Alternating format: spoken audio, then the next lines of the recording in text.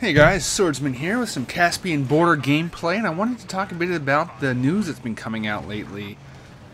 There has been some pretty cool things that have been making its way into the light of day that's coming out of both just general DICE releases from information on Twitter and stuff, but as well as from the NVIDIA LAN going on in, what is it, Oakland area? Out in California. So I gotta say, the more I'm hearing from the people at the LAN, namely Colin, as well as some of the things we're just seeing from the general presentation going there, the things on Twitter, I'm really starting to get more and more excited, even though I'm usually one of those guys that's very cautiously optimistic, you know? I don't want to get too high, don't want to get too down on a game. I try to keep an even keel, but I'm slowly starting to get excited. Well, I guess more excited than what I guess I thought I would be, based on the beta and the alpha. First things first, one of the biggest news things that caught my eye is they've changed how the radar work. Some people will hate this, I am absolutely sure of it. I myself love it. They're taking a page out of Call of Duty's book, where in the current build going on at the LAN event, if you fire an unsuppressed weapon, you show up on the radar. You don't get a 3D marker above your head, but if you shoot an unsuppressed weapon, you will be a triangle on the radar. This to me is absolutely phenomenal.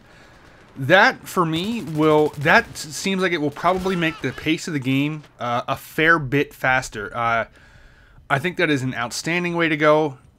It should promote faster paced gameplay. It should also make silencers actually important. Silencers will be valuable if you know how to use them, if you know when to use them, where to use them, you know. So I am absolutely stoked for that change that came out, and I think a lot of people will be as well. Based on what Colin's also been saying, the hit notification and stuff seems to be pretty damn good.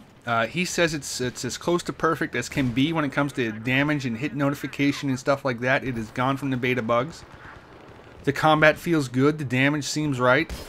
Now, some people will argue with Colin that you're at a LAN event. Of course the hit notification's good and everything. Yeah, he's at a LAN event, but the server, they're not running on a LAN for the Battlefield 3. The server's hosted in Los Angeles. And I'm just going to defer to Colin's expertise, because that's what he does. He's a network expert, you know. So trust Colin when it comes to knowing whether or not it's on a LAN. Moving on from there, some of the new information is that there are 12 different camos that you can unlock for your soldier.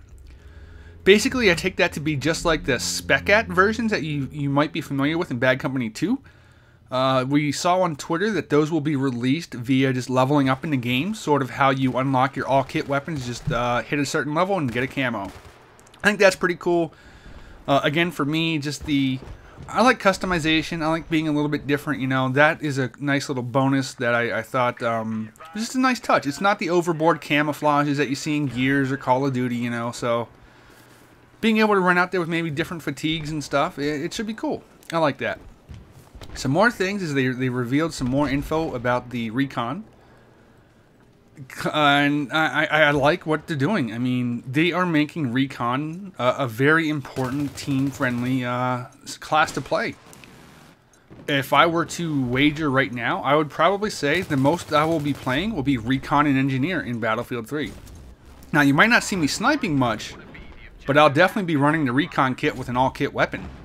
Whether it's the PP2000, the UMP, or possibly something like the shotguns that I love, you know. So what they revealed is that the MAV, the little micro air vehicle thing, is kind of cool. If you're flying around that thing and you're spotting people and stuff, anyone that dies within the little proximity of that sphere around that MAV, you get credit for having spot them. It's basically sort of like an auto spotting mechanism where you can buzz around checking for people and pointing them out to your teammates. So you're actually playing the recon and you're providing reconnaissance to your team. That is fucking outstanding. I love that idea. You know, so that if done properly and like people like are sending them into the right areas, that will be absolutely outstanding. Another thing they went into detail on is the SOFLAM. I may or may not be pronouncing that right. It's another equipment piece from the recon kit. That thing basically paints targets. It paints tanks. It paints aircraft vehicles. So for me, that a well-played recon with a SOFLAM on the ground can be a huge benefit and partner to whoever's up in the jets. If there's some sort of a tank or something on the ground, and the recon is able to paint that tank, and your jet buddy's able to lock onto it and send missiles down into it, that will be amazing. I believe it also, I think they said it will work with an engineer's propelled javelin, I think it is, where there's something that the engineer has that will work side by side with the SOFLAM. I think I don't know if I'm saying it right. I'm sure somebody will tell me.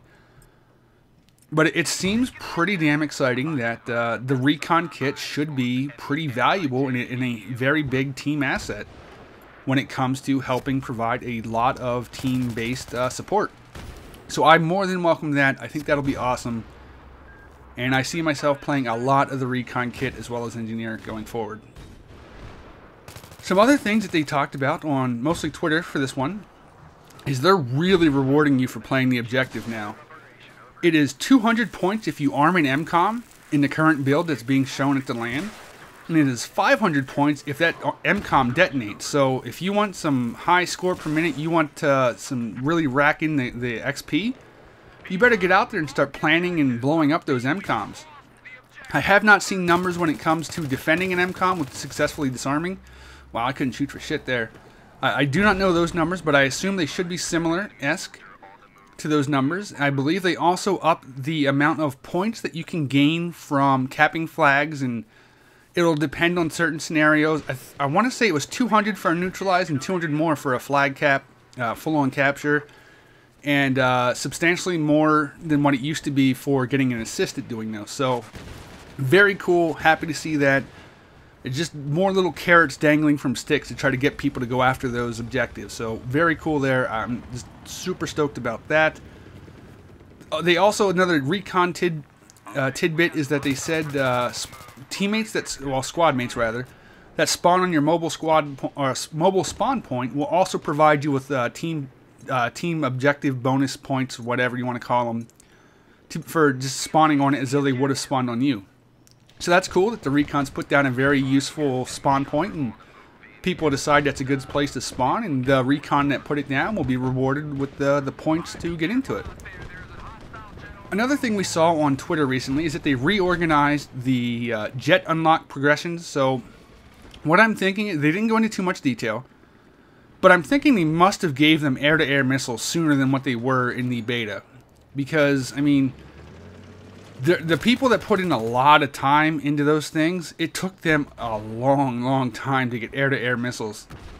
I know Don't Blink was trying very hard to get them, and he really only unlocked them on the last possible day of the beta, and then before he could play the next day, it had ended. He had thought he had more time to get in there and try it out with the air-to-air missile. So they said those had been tweaked and rebalanced, so I'm going to assume that one of the things that they saw needed changing was the fact that it was a very lengthy process to be able to get the jets, the air-to-air missiles, and make them more viable when it comes to air-to-air combat. Okay, some other tidbits that rolled out is, trying to remember, there's a lot of stuff lately. The sound seems to be, the glitches seem to be gone from the sound bugs you saw during beta. The squad management is fully in. And it should just be... Oh, one other thing that I thought was really cool.